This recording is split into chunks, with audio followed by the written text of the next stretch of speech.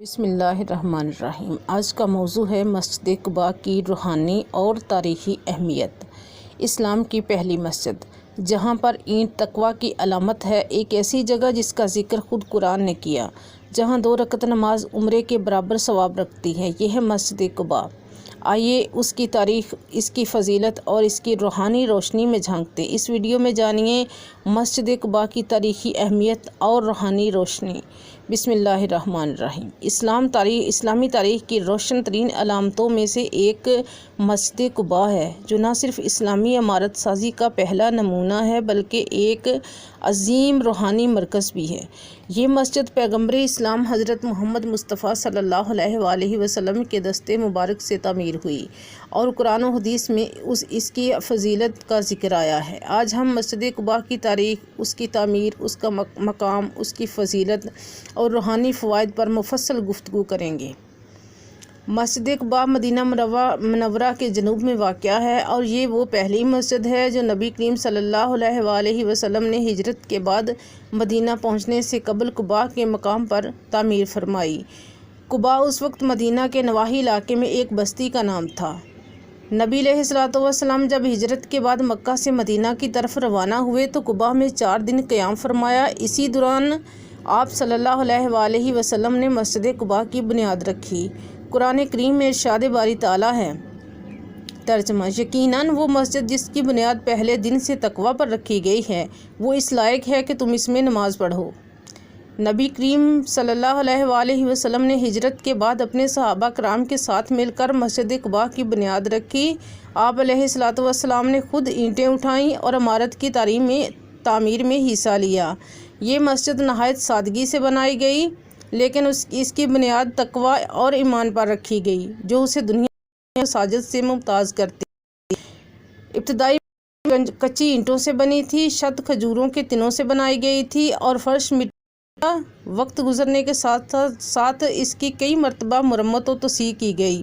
آج کی مسجد ایک خوبصورت اسلامی فن تعمیر کا نمونہ ہے۔ احادیث مبارکہ میں مسجد قباء کے بے شمار فضائل آئے ہیں۔ حضرت ابن عمر رضی اللہ عنہ سے روایت ہے، نبی علیہ الصلوۃ والسلام ہر ہفتہ کو مسجد قباء تشریف لے جاتے اور 2 رکعت نماز پڑھتے۔ حضرت اوس بن اوس سے روایت ہے کہ رسول کریم نے فرمایا، جو شخص مسجد قباء میں وضو کرے پھر مسجد قباء میں آ کر نماز پڑھے، اسے ایک عمرے کا ثواب ملتا ہے۔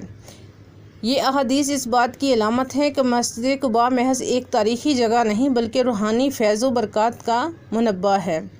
مسجد قباء محض ایک تاریخی یادگار نہیں بلکہ ایک ایسا مقام ہے جہاں آج بھی زائرین کو سکون قلب، خشوع و خضوع اور اللہ تعالیٰ کی خاص نعمتوں کا مشاہدہ ہوتا ہے۔ جو لوگ یہاں نماز پڑھتے ہیں، اللہ تعالیٰ ان پر خاص فضل فرماتا ہے۔ اس مسجد میں نماز پڑھنے والوں کے دلوں میں عاجزی، تقویٰ اور اللہ سے تعلق مضبوط ہو جاتا ہے۔ مسجد قباء کا قیام ہجرت نبوی سے جڑا ہوا ہے۔ جب رسول اللہ صلی اللہ علیہ وآلہ وسلم قباء پہنچے تو صحابہ کرام نے آپ کا پرتپاک استقبال کیا۔ اس جگہ قیام کے دوران یہ مسجد بنی۔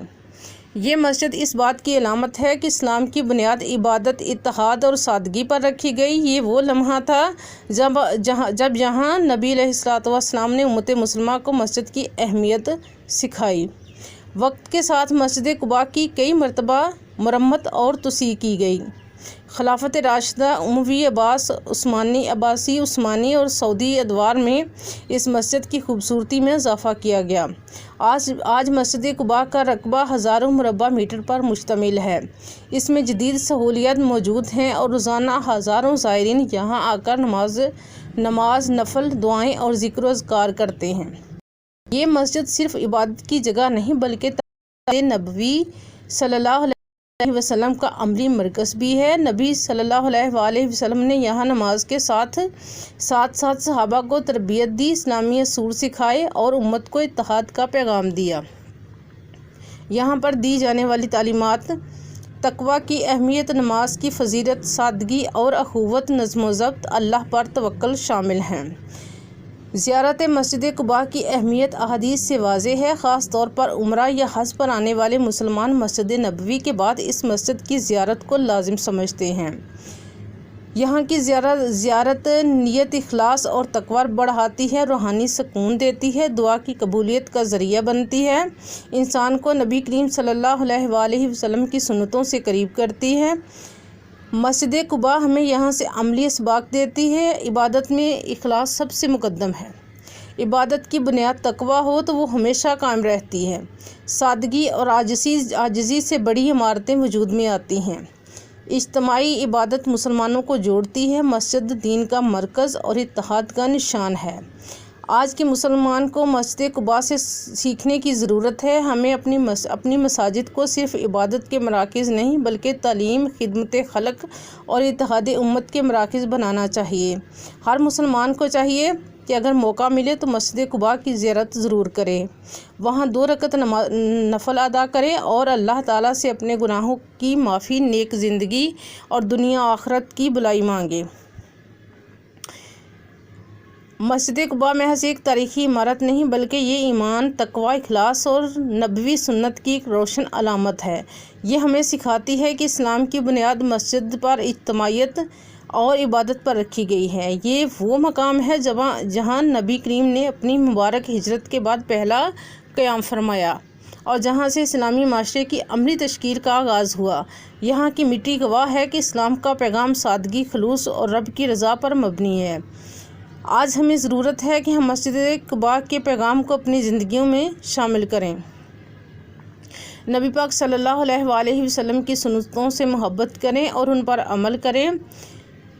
یا الہی، ہمیں مسجد قباء جیسی مساجد کا پیغام سمجھنے اور اس پر عمل کرنے کی توفیق عطا فرما۔ آج بھی یہ مسجد ہمیں یہ سبق دیتی ہے کہ اگر ہم تقوی کو اپنی زندگی کا مرکز بنائیں تو ہم دنیا و آخرت میں کامیاب ہو سکتے ہیں۔ اللہ تعالیٰ ہمیں مسجد قباء کی فضیلت کو سمجھنے اور اس کی زیارت کا شرف حاصل کرنے اور تقوی و اخلاص والی زندگی گزارنے کی توفیق عطا فرمائے، آمین۔